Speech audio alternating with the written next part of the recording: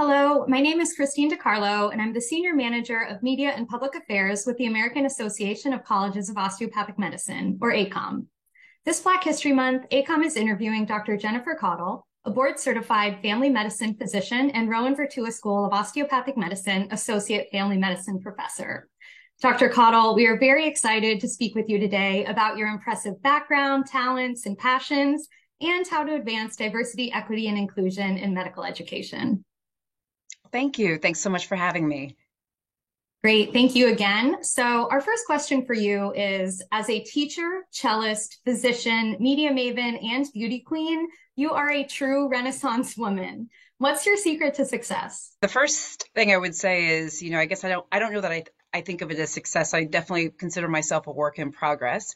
And I think something that's always kept me moving forward is sort of setting new sights and having new goals. And I think for me, that's also been the key to having a life that I feel is interesting and kind of keeps me guessing. It's also the reason why I'm a family doctor, because every patient I see has some different medical condition going on, diversity and a little bit of, I guess, differentness in my life is very important.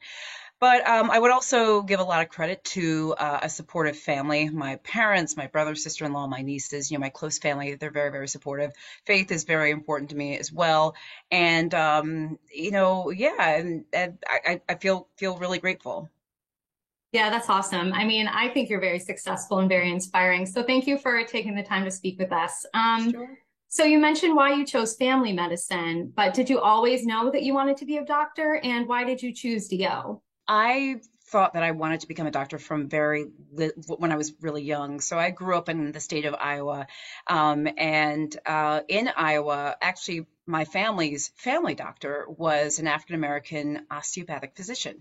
Now, I didn't know what DOs were back then, when I was really young, but I did know and remember this physician. His name was Dr. Johnson.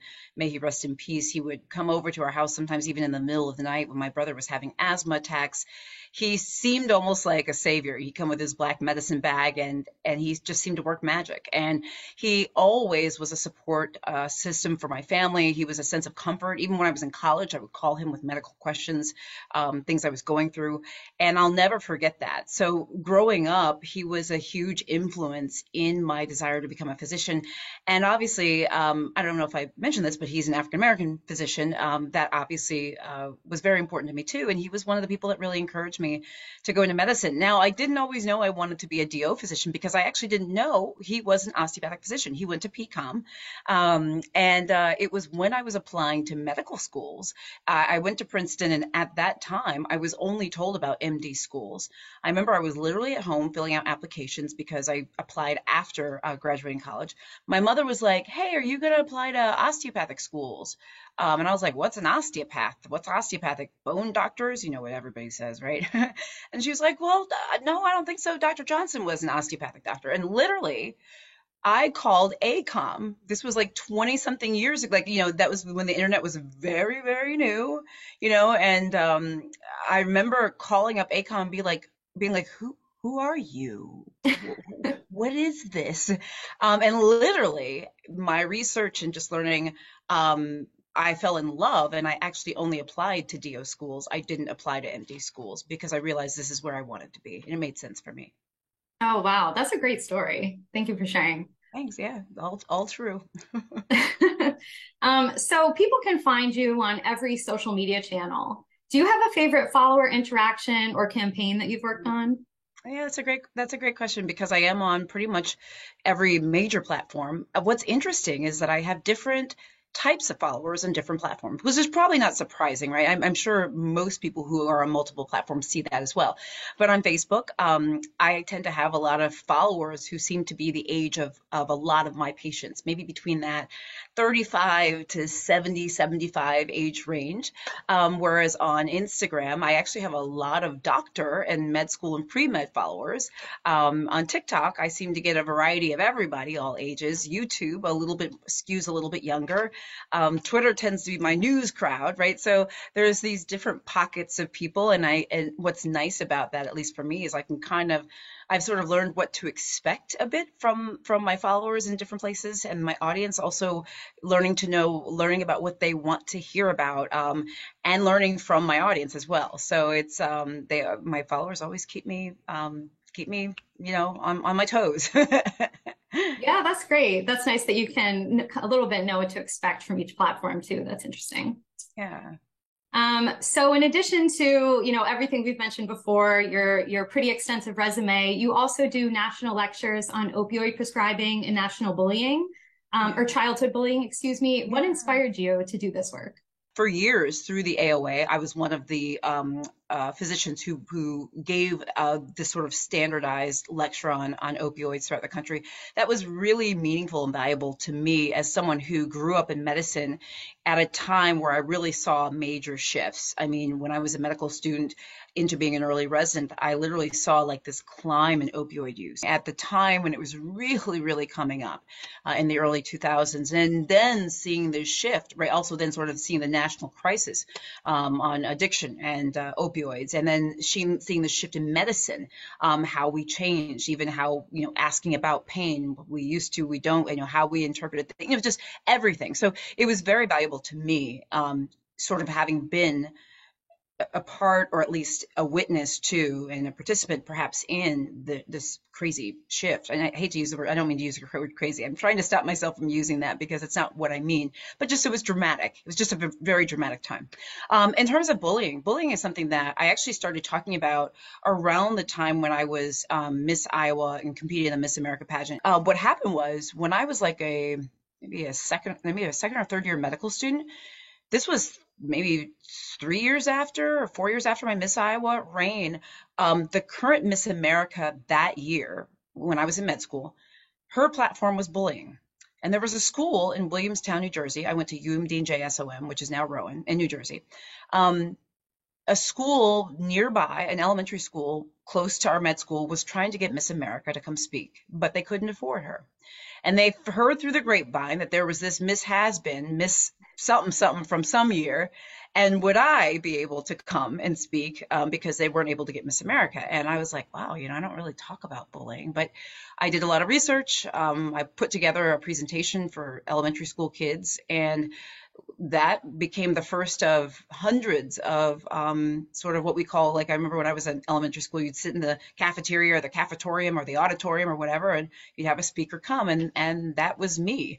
And that was something I did as a passion project throughout med school, even residencies. Thank you. Yeah, very inspiring to hear that platform kind of led you into that work. So as you mentioned, you graduated from Rowan Virtua Som and now you teach there. Yeah. So what's one thing that Rowan Virtua Som is doing well that other comms could learn from? First of all, and I say this not to be diplomatic, but I'm so proud of our osteopathic community in general. I'm so proud to be a DO physician. I love us. I love what we do. I love how we do it.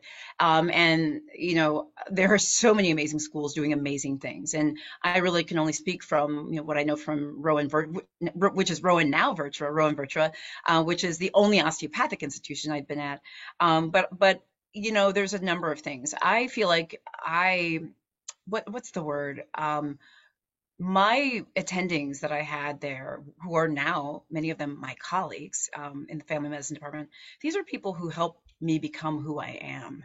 These are people who, when I was a medical student, interested in medical journalism, when I was a resident starting to write articles for like local papers and stuff, they would proofread my articles. They would give me advice. They would talk me through TV segments. They would help me.